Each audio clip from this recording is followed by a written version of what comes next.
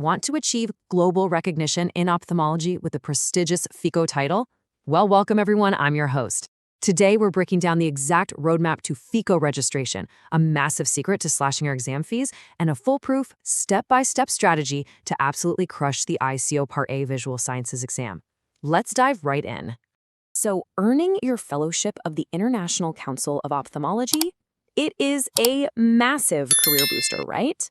It grants you major exemptions from frameworks like the Royal College of Surgeons, and it significantly increases your chances of securing those really competitive international fellowships. But getting there? Yeah, it's notoriously tough.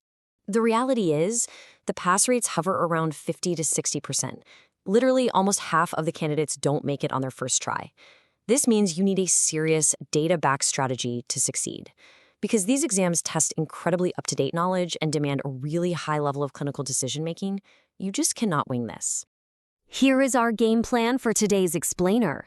1. The FICO Credential Roadmap. 2. Availing exam fee discounts. 3. Conquering Visual Sciences Part A. And 4. The Ultimate Resource Toolkit. Okay, starting with Section 1, the FICO Credential Roadmap. Earning that FICO credential takes a minimum of 2 years, and it involves a very strict mandatory sequence of exams.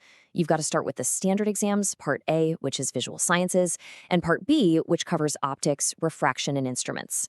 Now, passing those is the key that unlocks your eligibility for Part C, Clinical Ophthalmology. After passing all 3 standard exams, you can then apply for the Advanced ICO examination.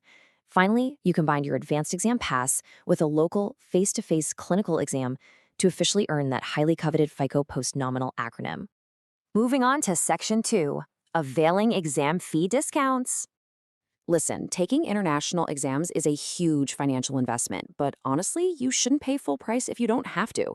Exam fees are actually tiered based on your country's World Bank income category. But here is the real secret. You can get significantly discounted registration rates if your National Ophthalmology Society is a collaborating member of the ICO. That is huge. So always reach out to your local coordinator to confirm your eligibility and lock in those lower fees before you register.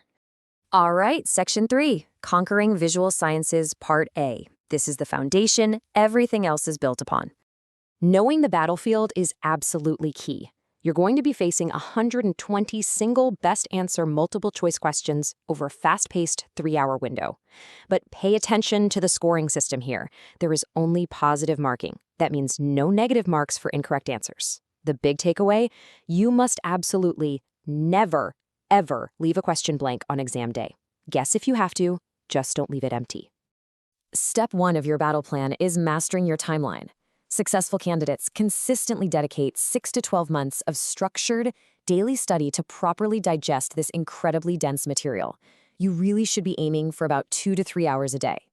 I can't stress this enough. This is not a test you can just cram for over a weekend. Step 2 is optimizing your study ratio.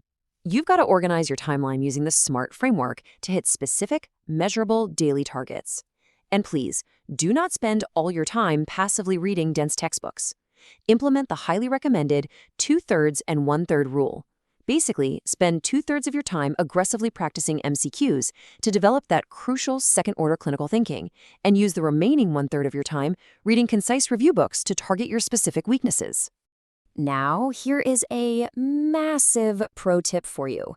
While you technically can register to take Part A and Part B on the exact same day, historical exam statistics prove that candidates who separate the exams have a much, much higher success rate. Why? Well, it's pretty simple. It allows them to focus all their cognitive bandwidth on one highly technical discipline at a time. So do yourself a favor, schedule them separately. Step 3 is implementing active recall. You want to use spaced repetition flashcards. Things like the Ioron's Anki decks from the University of Iowa or the Blue Ophthalmology deck, they're absolutely incredible for memorizing dense anatomy, embryology, and pharmacological pathways. Finally, Step 4, take the online ICO Foundation assessment.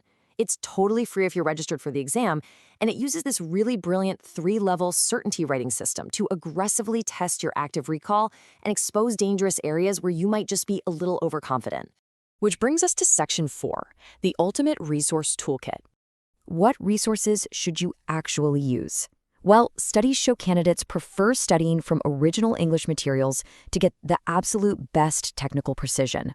The official ICO basic science syllabus is vast. We're talking everything from the anatomy of the eye in orbit, the embryology, all the way to pathology and microbiology. Knowing exactly what's on this list keeps your study time hyper-efficient.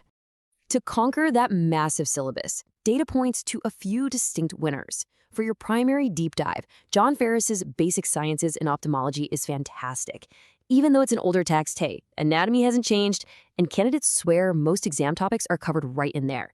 Pair that with the American Academy of Ophthalmology's BSCC section 2 for foundational principles. Then, to supplement that deep reading, you absolutely need Neil Friedman's Review of Ophthalmology for high-yield, concise bullet points. Now, for that vital daily MCQ practice, candidates absolutely swear by question banks like Off the Questions, iDocs, and Off the Bank.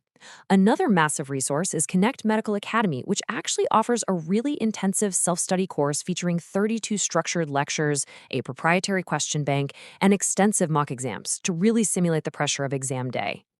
Passing the ICO exams takes serious, unwavering dedication, but with this tactical roadmap and study strategy, you are well on your way to becoming a FICO. If you found this explainer helpful, go ahead and smash that like button, drop your queries in the comments, or email them to audithandshot2580@gmail.com. Share this with your study partners, and make sure to subscribe to Retin-Ace for more top-tier ophthalmology guides. But as you gear up for this 6 to 12-month journey, ask yourself this. Are you merely studying just to pass a test, or are you preparing to elevate the global standard of eye care for every single patient you'll treat in your career? Put in the work, trust the process, and go claim that FICO title.